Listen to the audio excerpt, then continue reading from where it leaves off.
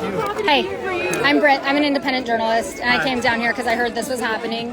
I'm live streaming right now, but just wanted to ask you, because you were out there kind of leading the crowd, what brought you here? You're with who? I'm an independent journalist. Okay, I am too. Yeah, I'm just, we've been, just the destruction and atrocities that are happening in Gaza, it's like, it's unheard of, it's unprecedented, like, according to all the UN commissions and the General Council and the Human Rights Council, it's unprecedented. So just seeing it on social media has affected me and affected thousands of other people, hundreds. And so we've just been going to Oceanside City Council. We've been going to try to talk to our Congressman, Mike Levin, and we've been gaslit. We've been ignored. So the only other options we have is to find them in some event or city council and just try to interact with them, and we just tell them that, hey, human rights violations are being committed and our government is doing nothing. They're actually doing the opposite. They're funding these armies that are committing these human rights violations and blocking humanitarian aid. So what other option do we have than to protest and try to build some kind of grassroots? Yeah. What's the goal? That's one thing I was asking some of the students, and no one could clearly say what the goal is in this. It's kind of like open-ended, like right now. But the only option we have is to get these congressmen voted out. Since they're not going to change their votes, they get so much money from AIPAC and J Street and all these Zionist lobbies. They think that they don't have any consequences for voting against human rights. So is the goal for the students here to put pressure on the university? What's the kind of route after that? What happens? I can't really speak for the the students. Maybe you could find somebody. Yeah, but I tried. I think it's more about the divest alley for that aspect of it, which is awesome, because honestly the only way change happens is just like in South Africa. It was economic. That's the only reason they changed. They're not going to change because of morals. That's okay. You can change because of economics. But so would the goal, would you say, be to divest out of the military-industrial complex entirely, or would it be Israel-specific? That's tough. BlackRock is heavily invested in the military complex. They hide their network so well. It's hard to really decipher where how Israel is able to do this apartheid just to do the occupation. Right. So would the goal be, hey, let's just say we don't want to fund any foreign wars. We don't want to fund the Ukraine war. We don't want to fund what's going on right now with Israel and Iran. That's the goal? Or is it, no, we're specific on Israel? That's one of the talking points I hear people saying is well, what about this? What about, the whataboutism? They have all these other wars going on. They have all these other, dictatorships. And, I can't speak on that. It's just right now, they're directly bombing civilians.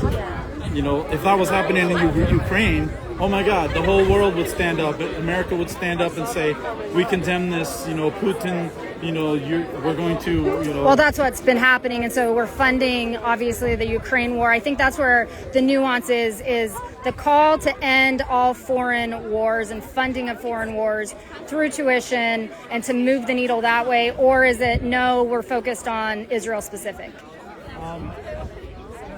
I think it's interesting. There was Eli Wiesel. He was a Holocaust survivor, and he I think is that my money just fell out. He said you know, he survived the Holocaust, you know, and that's, you know, so inspirational that he did that.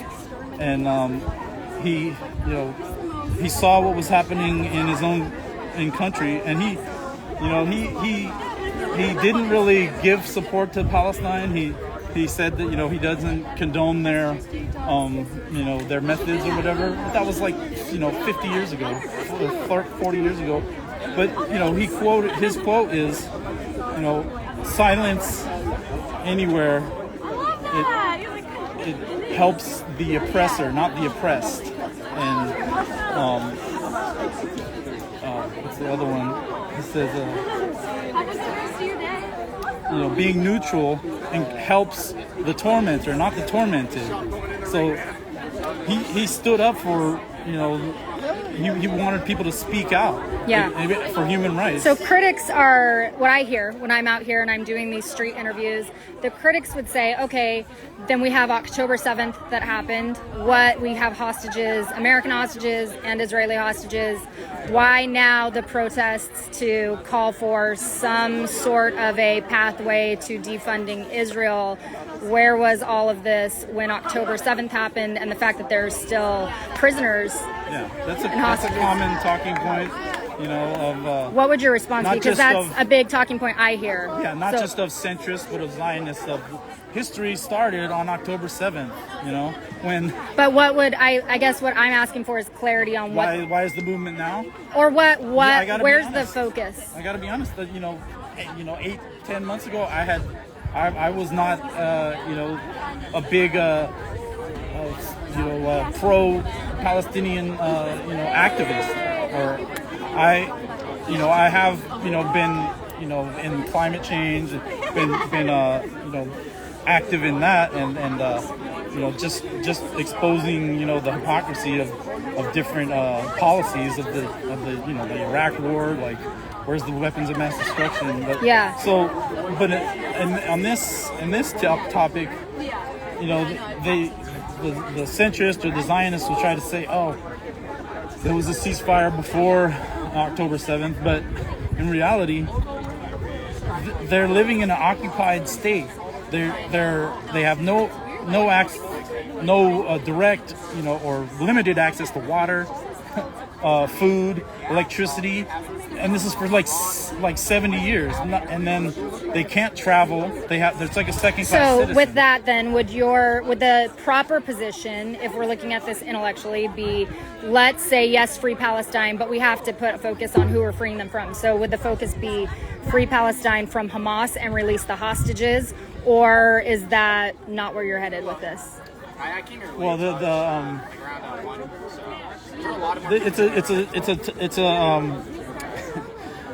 it's a difficult issue because Hamas was freely elected, and they have been actually like supported by Netanyahu, right, by Israel. But the UN declaration says that every occupied country or area, they're not a country, has the right to resist. They have the right to resist their, you know, it's like saying... So would you say with that then that Israel has a right to being an independent state and a right to resist post-October 7th?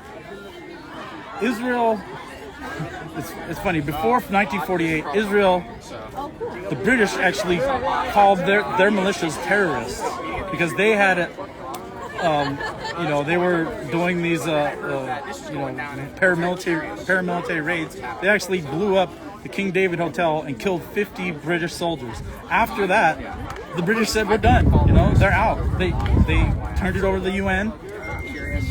The UN partition, they you know, just right. They decided. gave them a state. So would you say that they have a right to existence? They have a right to a state, and because of that, they have a right to defense. According to the UN, they still have hostages. October 7th happened. I guess that's my question for you because you helped. You know, say it's a right to defense, like so the Israel has their areas, their territories that they have been partitioned. They are going out of their areas, going into Palestinian areas and occupying them. That's like saying... Well, 5 years ago, right, the occupation pulled out. So I think that's the question is now that the occupation but has... the West Bank. Sure, but it's not occupied. you mean? They keep taking territory left and if right. Hamas was breaking human rights, I think the UN and this is just violations. pushback that I'm hearing, right, as I'm having these conversations. So the question is, who is Hamas or who is Palestine being freed from? Is the goal here to free Palestine from Hamas? Or what happens if Israel backs out and says, you get to do you, Palestine. Now they've duly elected They'll never do Hamas. that. Well, they did, right? Because occupation did pull out. So if they again pull out and they say... if you call cutting off their water and cutting off their electricity and cutting off their food and blockading them, if you call that pulling out, that's basically starvation and apartheid. Prior to that, they had functioning water. They had functioning food sources, right? Minimal. So then they elected Hamas as their leaders. So again, the question is, who do the Palestinians need to be freed from? They already have they had a functioning government. Hamas? Palestine, Gaza, Hamas. whatever you want to call it, Hamas. So do you think that Palestine needs to be freed of that radical government? When you say radical, what do you Well, mean? October 7th happened. Yeah, that was the unleashing of like pent up. They had been basically starved and kept in a cage. You would for say that's 15 justified years. liberation. I'm not justifying it. You're putting words in my mouth. That's saying they have the right to Well, armed you said that resistance. it was pent up. So it was pent up. And so they crossed over into Israel's state, right? Yeah. And then they did atrocious things, which you and I can agree upon, was like absolutely diabolical evil. So my question again is, what's the goal here of Palestine being freed from who? From what? They can have a demilitarized zone and have access to an actual airport and port where they have no economy.